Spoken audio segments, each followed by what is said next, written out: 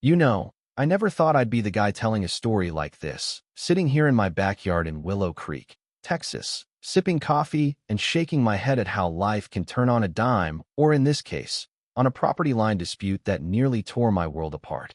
It all started about 5 years ago when my wife Sarah and I finally scraped together enough to buy our dream home in this quiet suburb, thinking it'd be our slice of peace after years of city chaos. But right from day one, our neighbor, this guy named Harlan Big Shot in the local homeowners association, always strutting around like he owned the whole block, decided we were public enemy number one. And man, did he make it his mission to prove it. Harlan wasn't just nosy. He had this deep-seated grudge, rooted in some old family feud over land that went back generations. Or so the rumors when his folks lost a parcel to developers years ago, and he saw every new family like us as invaders stealing his heritage. The HOA he ran was his kingdom, twisted into a tool for control, manipulating rules to favor his buddies and squeeze out anyone who didn't kiss the ring. Our first run-in? The fence. We'd put up a simple wooden one along the back, nothing fancy, just to keep our dog from wandering. But Harlan storms over one afternoon, face red as a beet, yelling about how it encroached on communal space by a whopping 2 inches.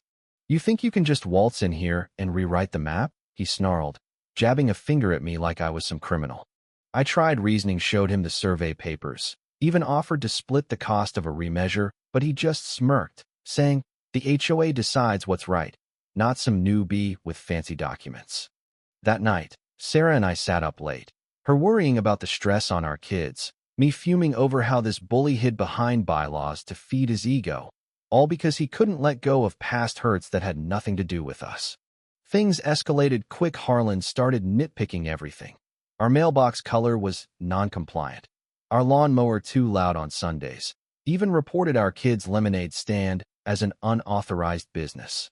It felt personal, like he was gunning for us because we represented change in his stagnant little world, and the HOA board, stacked with his golfing pals, backed him every time. I'd go to meetings, voice calm and steady, laying out facts. "Look, here's the original plat map. This isn't about rules, it's about settling scores," but they'd laugh it off, Harlan leaning back with that smug grin, quipping, "Rules are rules, buddy. Maybe city folk like you should learn to adapt." Sarah begged me to just comply, avoid the fines piling up, but inside, I was boiling. This wasn't just about a fence or paint. It was about dignity, about not letting some power-hungry relic trample our fresh start. I started losing sleep, replaying his taunts, wondering if we'd made a huge mistake moving here, feeling that knot in my gut tighten as whispers spread through the neighborhood, painting us as troublemakers. But here's where it turned. I didn't snap or stoop to his level. Instead, I dug deeper, literally and figuratively, into the roots of it all. One rainy weekend, poring over old county records at the library. Yeah, I'm that guy who geeks out on history. When pushed, I stumbled on something gold. Harlan's own property had violations galore, hidden under layers of HOA exemptions he'd granted himself. Turns out his heritage grudge stemmed from a shady land deal his dad pulled decades back, swapping parcels under the table to dodge taxes. And Harlan had inherited not just the land but the mess, including an unregistered easement that cut right through his prized garden. Motivated by fear of exposure, losing face in the community he'd lorded over, he'd projected it all onto us newcomers. I could have gone nuclear right then, blasting it at the next meeting, but no, I played it smart, subtle, like a slow burn that builds to a blaze. I started sowing seeds of my own, not malice, but truth, quietly chatting with other neighbors over backyard barbecues, sharing bits of what I'd found without naming names at first. "Hey, ever wonder why some folks get passes on rules?" I'd say casually, letting them connect dots. One by one, folks like old Mrs.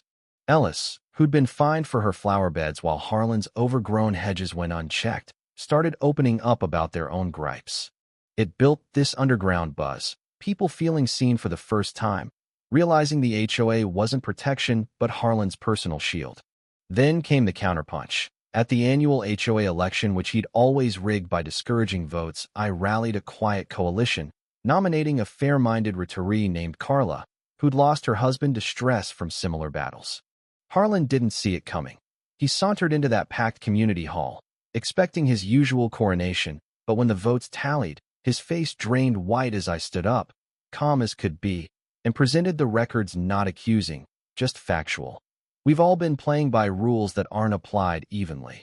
Maybe it's time for transparency. The room erupted gasps, murmurs turning to outright calls for audits. Harlan stammered, trying to deflect with his old bluster.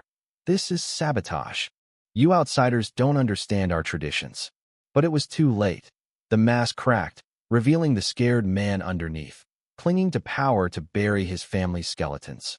In the chaos, he lunged at the podium, knocking over a water pitcher in a pathetic splash, yelling, "You'll regret this, I'll sue you all." Watching him slink out, tail between his legs, muttering curses under his breath, it was like a scene from one of those underdog movies. The bully finally getting his due, the crowd cheering as justice rolled in like thunder.